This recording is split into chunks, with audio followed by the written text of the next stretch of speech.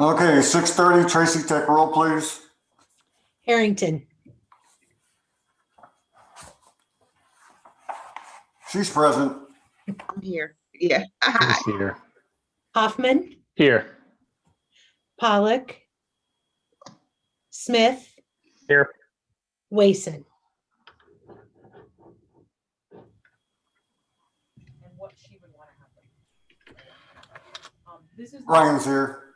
that it's going to kill her in a day, and she's going to get very acutely ill. This is going to be Okay, the agenda's before you. No additions, deletions. A motion would be in order to accept. So move the agenda. Second. Moved and seconded. All those in favor say aye. Aye. All opposed? Motion carries. Consent agenda. Mr. Wason, you had something you wanted to discuss. Just have no sound. Ryan, on the consent agenda, you wanted to bring something up? I think he's having speaker problems. We could hear him and he muted himself and he just can't hear us yet.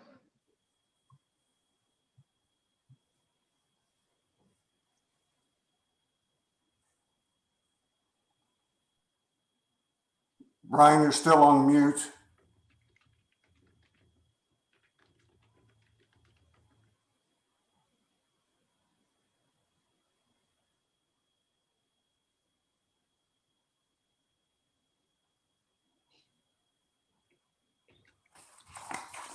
He had a question about one of the paved things for paving on Forever Green Road.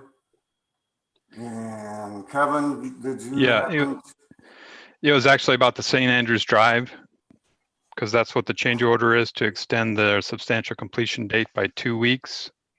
And the reason for that is COVID related. They started at the very beginning of the project, and that's right when COVID broke out, and they were nervous and confused and weren't sure quite what to do at that time. So they didn't get started until 2 weeks later. So they started 2 weeks later and then they continued on the project. So they requested a 2-week extension to the substantial completion, and we felt that was a fair request. So it's not related at all to the Forever Green Road project. Okay. Brian, I don't know if you had a chance to hear Kevin talk about the Forever Green question that you had. So I didn't hear any of it because I had no sound for some reason. I actually talked to Ryan a little bit. I just wanted to make sure that we were thinking clearly about this because, I think I understand that they had some problems this year and stuff, but I also understand that, some of the stuff from the other project is really, kind of got dropped off. I just want to make sure we are not going to run into that same position when we're in charge of the project instead of the DOT. Okay. Yeah, so you're okay with it? Yeah. Okay. Very good. Any other item on the consent agenda somebody wanted to ask questions about? And motion to approve would be in order. So moved. Second. Moved and seconded. All those in favor say aye. Aye. All opposed, like sign. Motion carries. Kevin, back to you again. Okay, I've got just a couple of quick project updates. Southwest Growth Utility Project. The contractor continues to work on the pump station west of I-380, and they've started on their borings. So they've got 4 borings that are going to go underneath I-380. And yesterday they finished the first one, the water main boring, and no issues with that one. So that's really good news. And they also completed 2 borings under Kansas Avenue, also without issues. So that's good. So that project's moving along now. And Dubuque Street Phase 1, we continue with the design work and meeting with property owners. The final plans will be submitted to city staff for final review late December. And we've got a meeting with the Iowa City School District on Monday to talk about impacts to the project and Penn Elementary. Then lastly, Rancho House renovation phase 2. That's another one that's moving along nicely. All the paving's done now, the parking lot and all the sidewalks. They just started grading the site. They did that Monday, and then they got rained out today. So not sure. I think they have a little bit of grading left to do, but most of the site work is done. The exterior sodding has been replaced, and all the interior painting and new light fixtures have been installed. And and the carpet. Yeah, the carpet was removed, and you got to see the exposed wood floors. They look pretty bad, but we had them do some test areas, and they actually look pretty good after they were tested. And then we had a meeting with city staff, and we selected a stain and a finish, and they'll start on that Monday of next week. So that's all I have tonight, unless you have questions. Questions for Kevin? I did have one quick question. On Ranshaw, are they gonna change the roof shingles on the porch to match the other rest of it? No, that stays. That's actually, isn't that metal, Tracy? Yeah, that's a metal roof. It's metal that's been on there for a long, long time.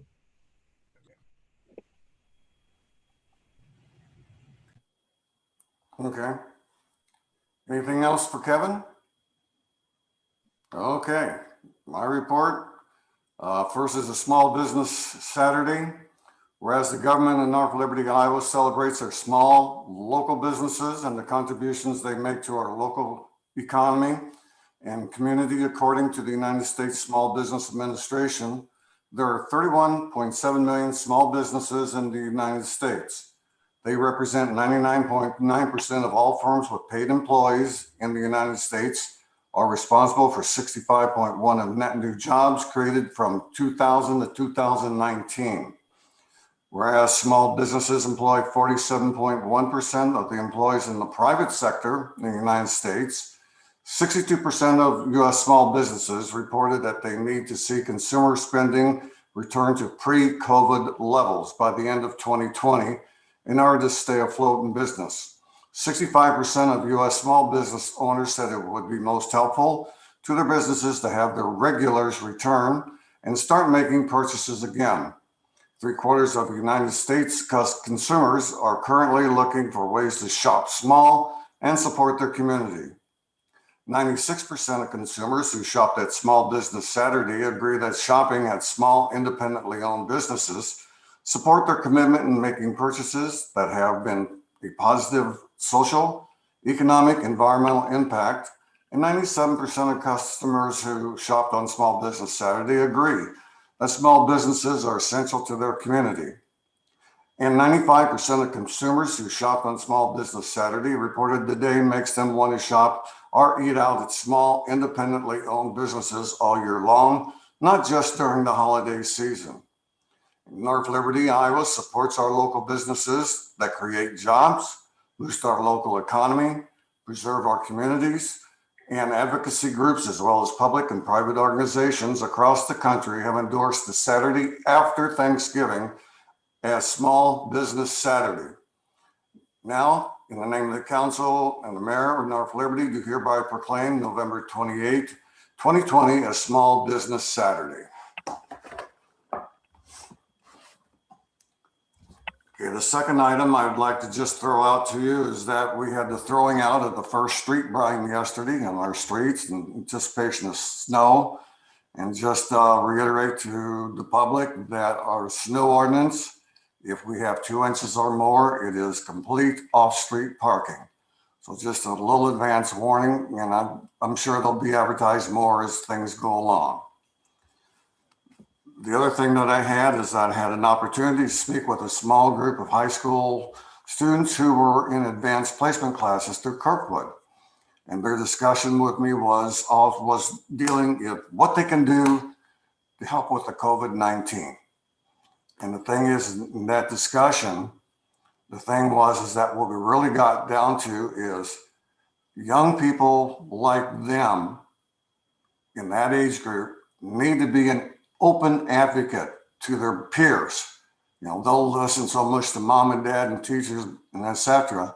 But if they have a message from them directly to the peers, that would be very, very helpful and I think useful. And I'll be asking Nick if there's something that we can do to help promote that with young people, talking to young people and see what can be done. They're going to try to take on more advertising, work with local newspapers. Again, the peer contact is a very important thing. So that was a really good discussion that we had this past week.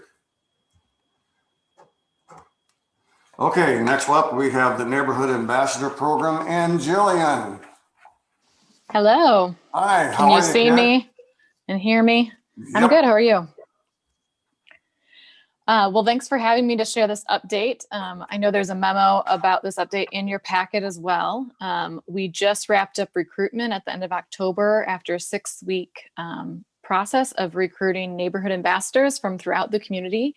And I'm just really thrilled to share the report with you and the response we had. We had 52 applicants. Really didn't know how response would go for a new program like this, but I've got to say I was so pleased with not only the number of applicants we had, but also how well spread throughout the community they are and the passion that came through in those applications as well. I'd be happy to share any of those with council if you'd be interested in skimming through those. But we worked with recruiting over those 6 weeks, and I outlined in the packet all the different ways, but word of mouth to some emails to postcard mailers, a variety of ways to get the word out, and it worked. I think we're reaching, and a lot of people that we don't currently have a connection with in the communications office. I know that I think we knew 2 of the names out of the 52, so that just shows how much more this is expanding our communication network. We partnered with the Communications Advisory Commission to do the selection process. Each of them had a handful, maybe 8 to 10 each, to follow up with and provide their feedback. And ultimately, we have selected 41 residents to the program, and we have 34 areas. So there are a few with multiple ambassadors, and there are a few that we still have some vacancies on. But we're really pleased with how it's coming so far. We also found through this process some potential neighborhood language ambassadors that we have to develop a little further, but having some bilingual residents that are able to help connect with residents that might be having trouble navigating city services or community resources. That part we still do have to develop a little more out, but we've got Spanish speakers, French speakers, Portuguese, Czech. We've got connections to the Russian and Chinese communities. So our hope is to develop that more out for not only staff to use for translation, but also for residents themselves. Included in the packet is the roster of the ambassadors. So you can see how many are in each neighborhood. This was determined based on how many households are in a neighborhood. We want to make sure we have some equal representation throughout the community, and not just because one neighborhood maybe had 5 people that wanted to be an ambassador. We wanted to still limit that to appropriate for the number of households in the area, so that we're providing more equal opportunities and engagement throughout the city. I don't have a demographic breakdown in this packet for you, but I can say that this is a very diverse group. I'm really proud of this roster, and it's diverse in gender, it's diverse in age, it's diverse in cultural and racial backgrounds, also in the employment that a lot of these people have if they mention in their application. So I'm really excited about getting these folks together, having them build relationships with one another, and getting their neighbors to know them. Right now, we're working on collecting all the information from the ambassadors. They're a headshot, some fun facts about them to build up the website and roster a little more before we officially ask neighbors to start interacting with their ambassadors. But we expect that to be done near the first of the year.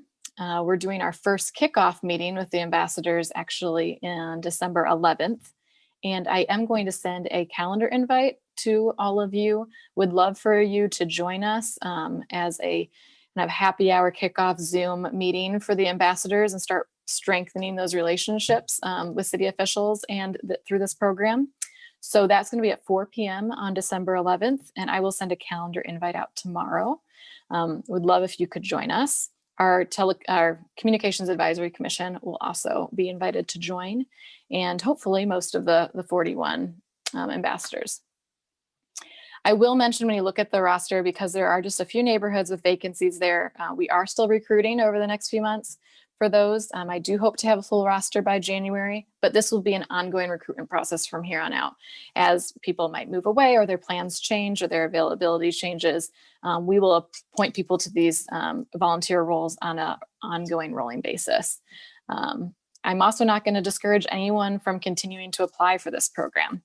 I've updated the application language on the website so that if anyone's interested, they can certainly apply. And if there isn't a vacancy currently in that neighborhood, we'll definitely let the ambassador know that someone else in their area is also interested in getting involved. Perhaps if they want to kind of use them in some way to help with their efforts, and at least to have their contact information in case an opening does show itself.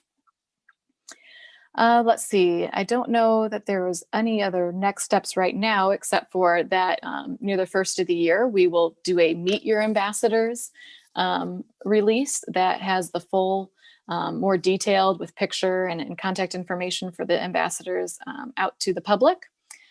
Besides kind of beefing that up on our Great Neighborhoods webpage on the website and putting out a news release, we are going to be, we do have plans to do a printed insert in the North Liberty Leader as a booklet for introducing the program for everyone to kind of find out who their ambassador is and start getting involved.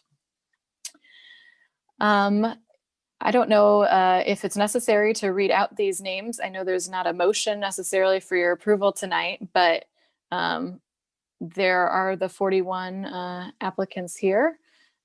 Sorry, not applicants, neighborhood ambassadors here under their respective neighborhoods. And I just would love your help in welcoming them and being a resource to them as we really work to establish this program with a strong foundation over the next year.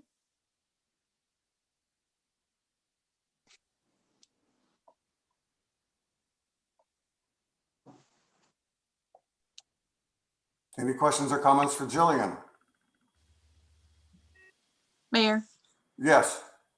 Jillian, just thank you so much for your leadership on this. I think you've done a phenomenal job, you and the team, with recruitment. So I won't add anything else, but I just want to appreciate, or I want to call out specifically in those neighborhoods, the Keystone Place and North Liberty Living Center. I thought it was great that you included those specific areas, just so that way we're taking care of all of our demographics. So thanks for specifically having those on here as well. Yeah, absolutely. Jillian, I would say thank you as well. I see from the Facebook feed here, there's a number of ambassadors that are watching tonight. Congratulations to all of them, and we look forward to working with them. The only question I have at this point, Jillian, is how will the feedback loop work? So if they receive feedback that needs to come the city's direction and ultimately to council, I know I can speak for my colleagues to say we are always open. Email, phone, our contact information is on our website, so please always reach out to your counselors. But as those relationships build at a closer level in the neighborhoods, how will that feedback come back to council through the program? That's a great question, Brent. And I think that this will be a learning first 6 months or a year of seeing how that exactly works. We are going to be having quarterly virtual or in-person ambassador meetings where I will obviously hold them. And I imagine that we will have several staff members based on what might be coming up for the season, attend those to kind of address some questions and get ahead of some things that we might expect coming out in the next few months. We will also do an email out of the communications department to communicate with our ambassadors on a minimum monthly basis that would invite some feedback to come through us. But I do hope to build the relationships citywide through this program so that if Parks Department doesn't necessarily need to get the message from an ambassador to me, to them, I want Guy and his team to get to know the ambassadors' names to where, and actually several of them were even recommended from Guy's crew that interact with them regularly. But I hope that it becomes a relationship where the ambassadors can reach out to the library with questions directly, the Parks Department directly. I would love to be included on those on the early end, just so we can establish like what is the best process. Do we need to put together some sort of form? As far as council's communication, I wouldn't encourage ambassadors to be able to share information the same way an A resident would with you, and knowing that you might know their name and face by that point. But we do want the ambassadors to be a voice for their neighborhoods, and some of that might be a email out of the blue, to a counselor or a city staff member. But there also is going to be opportunities for departments and council to survey neighborhoods throughout the city, or just specific neighborhoods through the ambassadors. We can ask ambassadors to help us gauge certain topics and put some of those questions for feedback in a more formal system. So I don't have a very clear answer for you, but I know that I will be heavily involved in some communication until we determine maybe the best process. I too just want to thank you for all the work that you've done with getting this up and going. It's very exciting to see the list of names and to know the diversity and the fact that you all reached out to make sure that, we weren't missing, especially the older people in our communities, so that they can have a say in what's going on as well. But also just to feel connected. I think, as North Liberty grows, just having this opportunity for some neighborhood ambassadors to come together and speak and get to know is exciting. So I'm looking forward to see where this goes and how it rolls out, and all the ideas that's generated from this group of individuals. And hopefully those areas that have vacancies also get filled as well. So thank you again. Yeah. And I just want to pile on here too, Jillian. This is crazy exciting, and kind of how this all started this summer and what you guys have all done in such a very short period of time to pull this off. I'm amazed by the applicants that we get for commissions and boards over the years, but I'm equally impressed that we have fluent Czech, French, Portuguese, and Spanish speakers in the community. I think we can do more than that, quite honestly. So that's really exciting, and connections to the Chinese and Russian. So thank you guys for doing that. But most importantly, thank you to those 41 that have given the nod and are taking this on for us. This is huge for our community. And I want to say thank you to all of you too, because several applicants referenced that they had heard from a counselor about the opportunities, or they had seen a counselor share it. So thank you all for your encouragement to get people out of their comfort zone and serve this way. Very good. Anything else, folks? Jillian, thank you so much for being with us this evening. Yeah, thank Carry you. on. All right. Next on our agenda is the Watts Group Development Rezoning. This will be the third consideration and adoption of ordinance number 2020-15, an ordinance amending chapter 167 of the North Liberty Code of Ordinances by amending the use regulations on property located at the southwest corner of Dennison Avenue and Oak Terrace Avenue, located in North Liberty, Iowa, to those set forth in the municipal code for RS4 PAD single unit residential planned area development. Anyone wish to establish the third and final reading? So moved. Second. Moved and seconded. Any discussion or questions?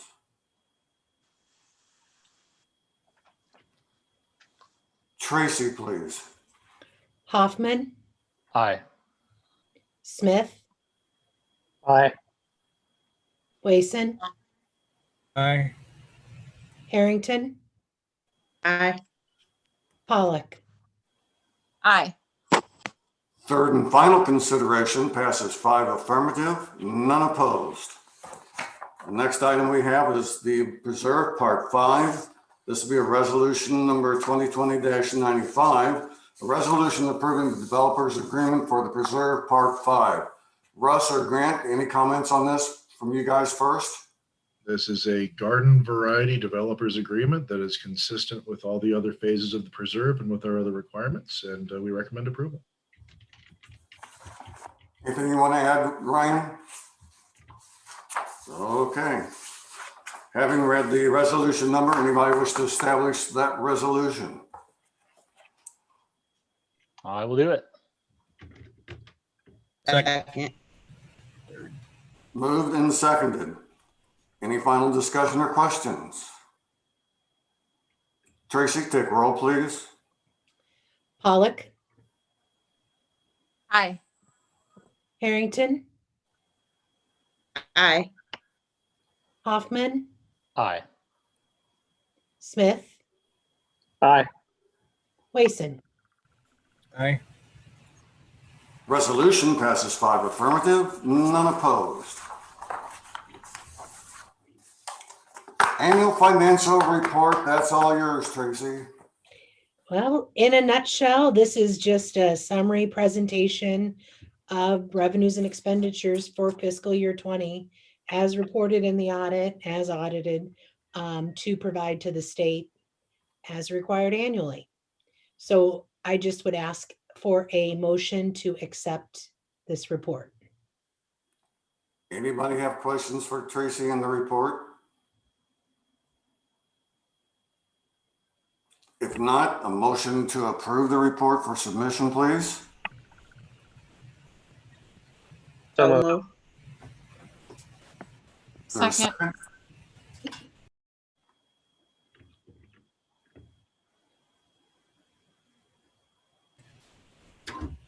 Second. Good. I'll just randomly pick people. It'll be fine. Second the second. You had like 3 seconds. You had like 8 right there. So So I heard this. Very good. All those in favor say aye. Aye. Aye. Opposed, same sign. Motion carries. Old business.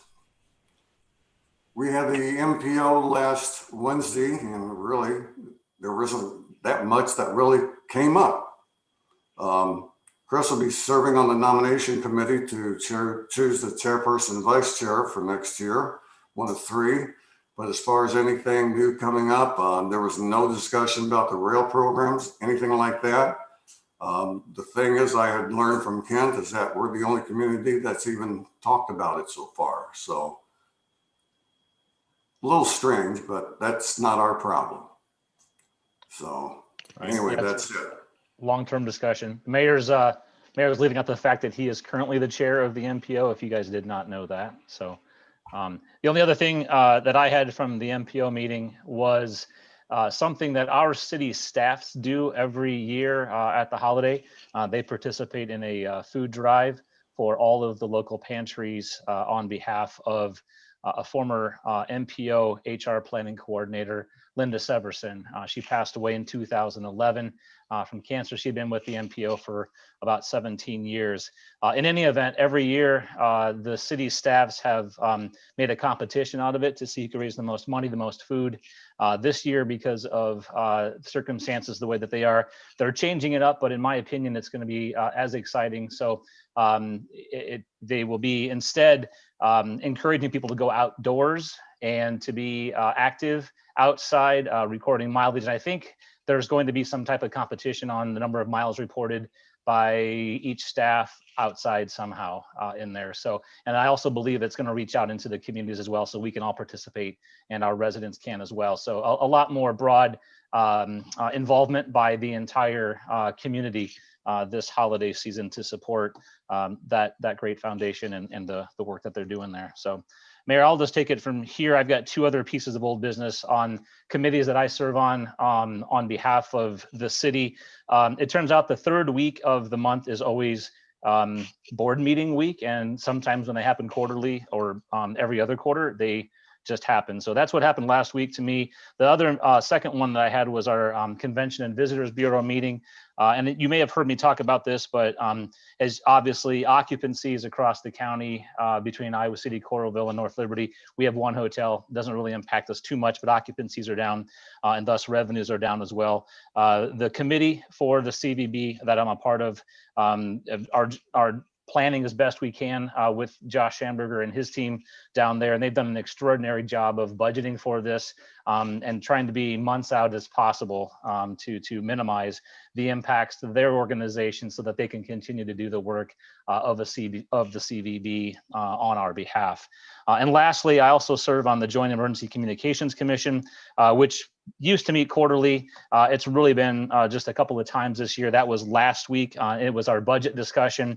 A couple of things is that our budget ask from the county this year will go up slightly, but we're trying to do, we're trying to encapsulate a lot of things. It's kind of complicated in whatever way it is. It's a slight increase. It's not huge, but two big milestones that we touched this year and that we'll also touch next year is that the JEC building itself has now been in operation for 10 years. And we made our, 11 years. We made our, 10 years. We made our 10 bond and our final bond payment on the building in June this year. That was a $10 million bond. And then in June of next year, by June of the next year, we will have made the last payment on all of the equipment, the computers, you name it. That was an $11 million bond in there as well. So those one's off the books and the other one will be off of the books in this fiscal year that we're halfway through right now. So that's all I have to report, Mayor. Yeah, usually when you get things paid off, then you start trading out equipment and starting all over again. So Yep. And that's exactly what we're doing with some of these things, right? And getting them on a rotation so we're not doing this every 10 years. Yep. Thanks, Chris. You're welcome. New business from the rest of you? New business, we have now started going back to weekly meetings with emergency management. With the way that the surge has been going, you heard, I don't know if you've heard the government today, but there has been no new mitigation measures put in. They're saying that PPEs and related equipment, they have a decent stockpile in it. So hospitals and the rest of them be drawing down. There's also been quite a bit of local concern by myself and other people that have spoken to me that nurses, doctors, people like Brian, they're getting plain worn out. It seems like it's time for a good spike in things to let these people know again, hey, keep your chins up. We appreciate what you're doing. One thing that was driven home was that even though you may have the equipment, you may not have the personnel to run the equipment because there's not that many trained persons to help fulfill some of those positions. And I think we just need to remember those folks and then give a good shout out privately between us and publicly that, come on, folks, you're doing fine. We understand what you're doing. If you need help, tell us. So, Annie, you had something? Just Mayor, thanks for all your work there. A few things, but echoing that for sure. And just please continue to thank everyone on the front lines and make sure that we're all doing our part. Mask up everywhere you go, keep your distance, 6 feet minimum, and limit those gatherings. Seen a lot of rather have a Zoom Thanksgiving instead of an ICU Thanksgiving. So please, this isn't great for anyone, but please, please, please continue to do your part. Secondly, appreciate the proclamation this evening. Mayor, please support our local business. Small Business Saturday, just these businesses are the heart of our community. There's lots as well online. So if you don't want to shop in person, there's lots of local support small business online. If you have questions or want to join those groups, you can search, you can reach out to me. I'm happy to connect you with those small businesses here in North Liberty and really our adjacent cities as well. Lastly, I want to welcome, we have our new full-time training officer to the fire department. So Captain Tina Humston just joined, I believe it was last week or this month. So that's exciting. And then Tracy, sorry to put you on the spot, but are we still recruiting for that IT position? We're receiving applications right now, yes, through the end of like the first week of December. Okay, perfect. So just encourage folks if they're interested. I know there's been some information out there. So are we getting lots of good Fast and applicants? furious. Good. Awesome. That's it. Have a happy Thanksgiving from all of us, and just appreciate what everyone's doing on our city staff and community wide. Thanks, Mayor. Anything else from anyone? Mayor, just some of piggyback off of that. So with the Better Together project, visit iowacity.area.com and look for the Keep the Cheer Here. As Annie was talking about, that's a great one. You can click specifically on the North Liberty logo and it will take you to businesses in our city where you can buy your holiday gift cards and more. So iowacity.area.com, Keep the Cheer Here. We'll also be adopting a healthcare worker through Project Better Together. Brian, I'll do my best to adopt you. I don't know if I can pull that string and make that request, but we'll see what happens. And then just, remember North Liberty, we're connected to what matters, right? And what matters right now is flattening the curve again. As the mayor said in his media release, your sacrifices make a difference. Wear a mask, stay out of crowds. What also matters right now here in North Liberty is a lot of our friends and neighbors have had a rough 2020 and have been negatively impacted in ways that are very hard to recover. So think of giving back to North Liberty charities during the holiday season. Thank you, Mayor. You bet. So I just got a couple things I want to talk about. So I know you talked about the hardworking nurses. Just let me, for an example, they did a tracking of those little Fitbit things. So the nurses just at work, when they're working 12-hour shifts, 3 days a week, they're walking almost 60 miles in a month. So they did a little team thing. So they all got together, they walked 1,600 miles in a month. So people, so there's, people are pretty busy. If people have some time, maybe we won't embarrass her too much, but on our new news at the hospital today, Nora Yates, who's a youngster for North Liberty, put out a YouTube song, and it was actually, we thought it was kind of cool, and they put it out for all the staff. So if people want to go and look her up, I'm sure they should be able to find that. And then I think on the 11th, after the last meeting, we went to, me and Rakisha with some of the other local elected officials, had pizza with politicians for some of the junior high kids, and they had pretty good attendance there. And let me tell you, they asked questions, and they weren't like little questions; they were like big questions. It's like, what do you think about global warming? They weren't worried about things like what do you do when you get home from work and stuff. So they were thinking big questions. So that was good to see. So it was really a fun time. So Thank you. Anyone else? Thank you for your time and attention this evening. Have a good holiday. Have a safe holiday, and we'll see you in the next regular council meeting. We